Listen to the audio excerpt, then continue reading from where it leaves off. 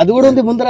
ఎందుకు వాస్తు చూసుకోవాలని కూడా ఇచ్చినాడు. ఎట్లా కనిపెట్టినారు చూడేది చూడడా వాస్తు అని ఇచ్చినాడు కదా. ఎందుకు కూర్చోవాలి అట్లా చదవండి. అల్లరం రోడ్డు మీద పడడం అమ్మ నాయన బంధం వర్గం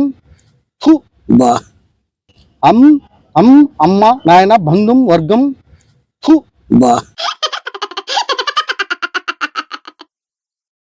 అది అర్థం ఏంద్రా అంటే చాలా చాలా నిష్టగా ఇచ్చినాడు సార్. ఇది కరెక్టే వాడు ఇచ్చింది.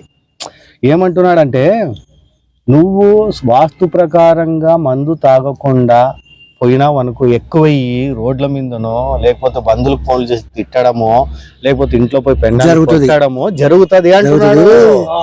నువ్వు వాస్తు వాడు, వాస్తు చూసుకోవాలి ఫస్ట్.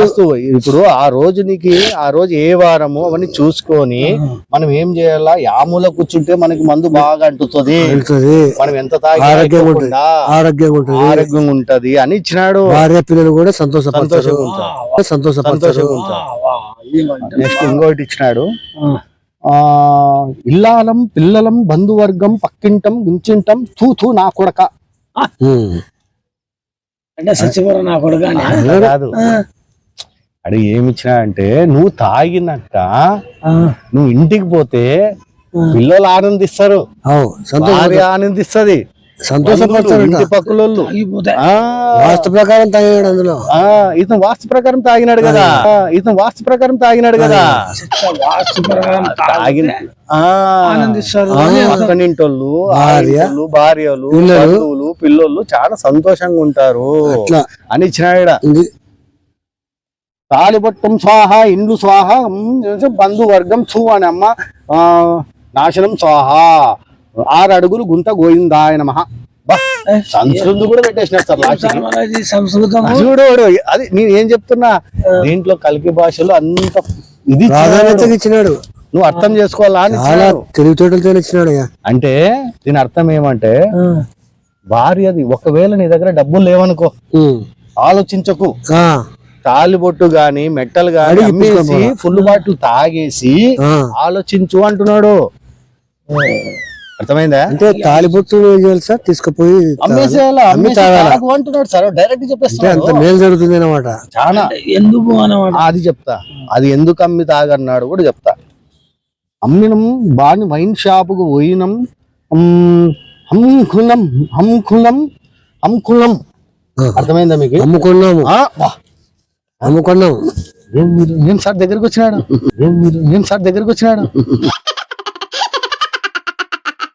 అంకులం ఫ్రెండ్షిపం సిట్టింగం గిపా కొట్టడం వైన్ బాటిల్ గిబా కొడతారు.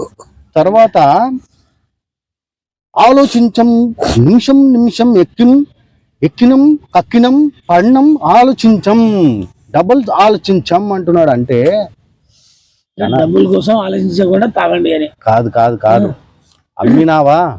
అమ్మినాక ఆ 10,000 వస్తుందో 5,000 వస్తుందో బాటిల్ తెచ్చుకొని మీ ఫ్రెండ్స్ గానీ మీ ఎవరైనా క్లోజ్ ఉన్న వాళ్ళు కూర్చోబెట్టుకొని బాగా తాగి దాన్ని ఎట్లా డబుల్ సంపాయాలా అని ఆలోచించు అంటున్నాడు. దాని అర్థం అంటే ఇప్పుడు నువ్వు చైన్ అమ్మినావు, తాలిబొట్టు చైన్ అమ్మినావు, తాగినావు, ఎంత 10,000 మంది తాగినావు, 10,000 మందిని ఎట్లా సంపాయాలా తాగినాక ఆలోచించు అంటున్నాడు.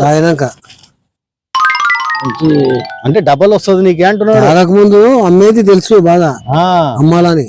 తాగినాక ఆలోచించుంటాడు. అదే రాసింది. తాగి చూడు, చెప్పండి సార్. దాని అర్థం అదేలే.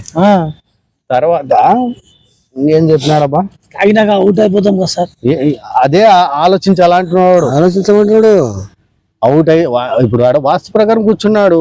ఏం కాదు ఏమైతుంది? వాస్తు తప్పితేనే కష్టాలు. వానికి ఆ పక్క తిట్టడం, వాడిని తిట్టడం, వీడిని తిట్టడం చేయడము వాస్తు తప్పితేనే కదా. తప్పితేనే జరిగేది కష్టాలు కాదు, అది నష్టాలు వచ్చేది. తర్వాత ఏమి ఇచ్చినాడు,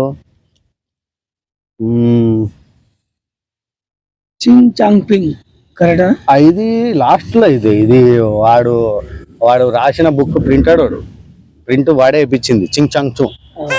తర్వాత వచ్చి ఇదే ఇది చాలా టఫ్ ఇచ్చినాడు ఇది సార్. దీంతో పాటు ఏం చెప్పినాడంటే మద్యం గుల్కం సిగ్గం చైనం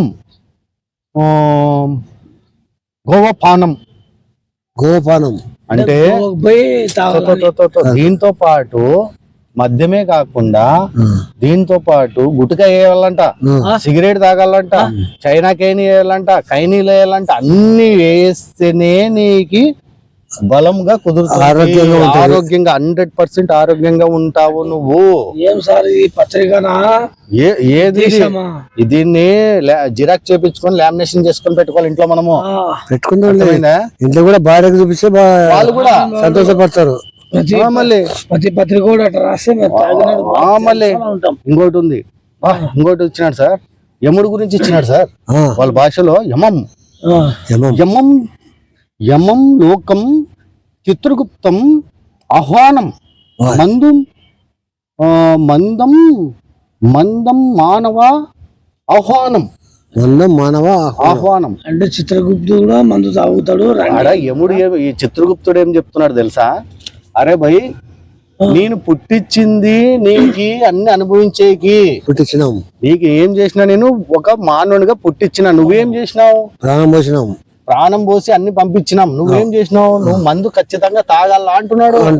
నువ్వు నీకాడ అన్ని ఉన్నప్పుడు నువ్వు ఎందుకు మందు తాగలేదు? నీకు స్వర్గంలో అలో లేదు అంటున్నాడు.